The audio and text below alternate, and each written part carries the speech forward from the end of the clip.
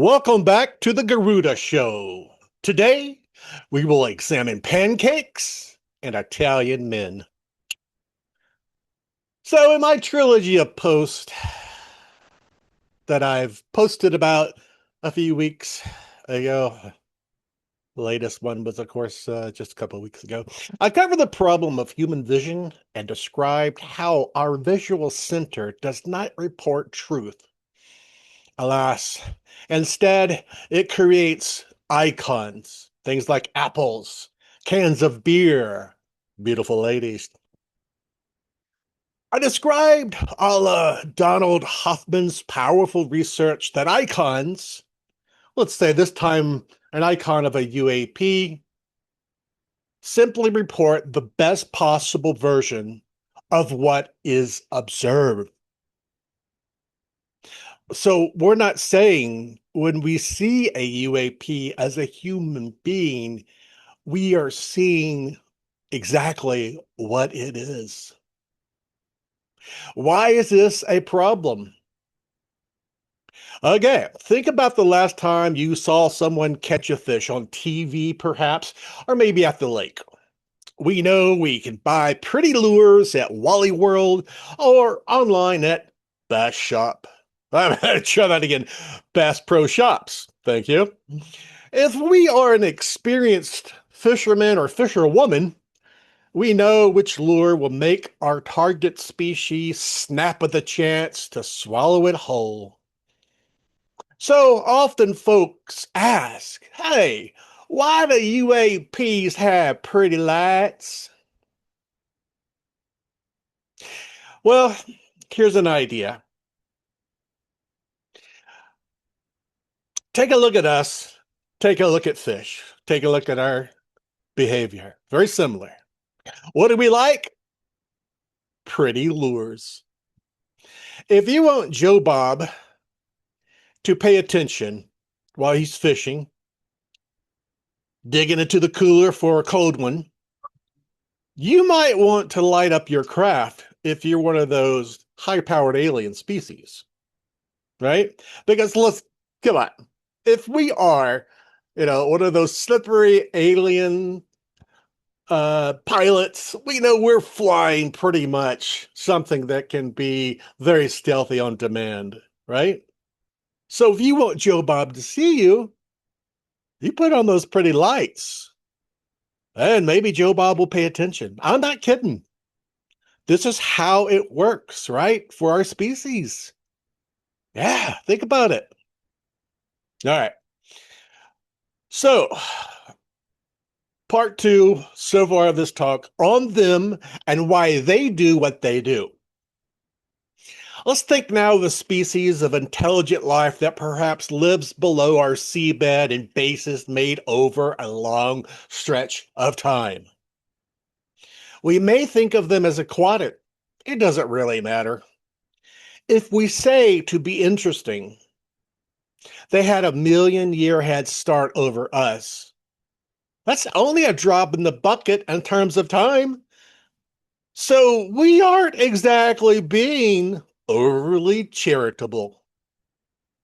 So the example can pretty much work out, right? Let's think that perhaps this species, this alien species, whatever you want to call it, knows something we don't about becoming involved in the evolution of another species. What if there is a natural and quite universal statement about not becoming too involved in how a species develops? Well, we have that nonverbal contract already. It's called evolution. Unless you want to be the responsible god of a species, you should let it rise or fall based on its own merits in Darwin's sandbox. If a species evolves to depend on gods, think about the evolutionary consequences for that species. They may never know the hardships of Darwin's sandbox, and therefore they may not ever learn certain skills to overcome that sandbox. Sci-fi writer Gene Roddenberry wrote about this, and so did Jacques Vallée in his control system theory. Credit where credit is due, of course. So, as an advanced species, what can you do with a temperamental species of apes hell-bent sometimes on self-destruction? What can you do? I can imagine the song that comes out of this, right? Kind of like along the lines of, what do you do with a hell-bent species? Right? So I can't sing, but it's never stopped me before. All right. But you see what I mean. Here's an answer. You interact with that species through signs, symbols, and direct pointings. You do not give the species a gizmo that might eradicate others or solve an energy crisis. That's for the species in question to determine by itself. So, what reports do we have of these direct pointings? Well, first, let's port back to 1961 and land at the Eagle River and hopefully meet up with Joe Simonton. You see, Joe encounters some Italian-looking men in a silver craft. No Mario jokes. I hear them out there. Shh. They deal out pancakes to Joe. Badly cooked ones, to be exact. Note, they do not hand Joe a 0-point energy device. Just pancakes. Now, an armchair skeptic who isn't skeptical of the blah, blah, blah, blah, who isn't skeptical of their method of skepticism would wave this away. However, if you take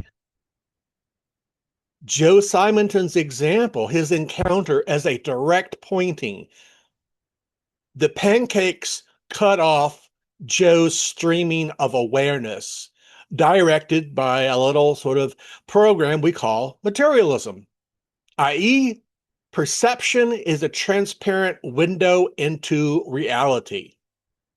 Quick aside on that one, this is the great skeptic of materialism, Bernardo Kastrup. I suggest you put his analytic idealism in a nutshell on your short list of new book acquisitions. Back to the program. So even though our expectation of a pancake is for the pancake to taste delicious, and though Simonton's eyes reported, "Hey, Joe, that's a pancake," his taste buds did not get to bathe in pancake heaven. Making a lot of mistakes today. Anyway, now the message for this particular reader that's now talking, this reader of two 21st century giants, Donald Hoffman and Bernardo Kastrup, the message is clear. What Simonton perceived as Italian-looking men was perhaps some type of teachers who were teaching a direct lesson. What you see is not equal to reality at all. Given the time period, right, 1961,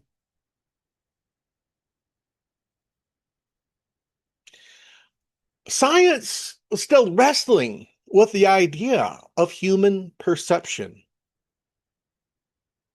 I'd say an important message was relayed by these quote unquote Italian men. But that's just me. Not everybody is going to sort of enjoy this type of ideas. I don't know. Maybe you will, maybe you won't. In any case, next time we will carry on with this train of thought and take on the crabwood cipher. Until then, see you later.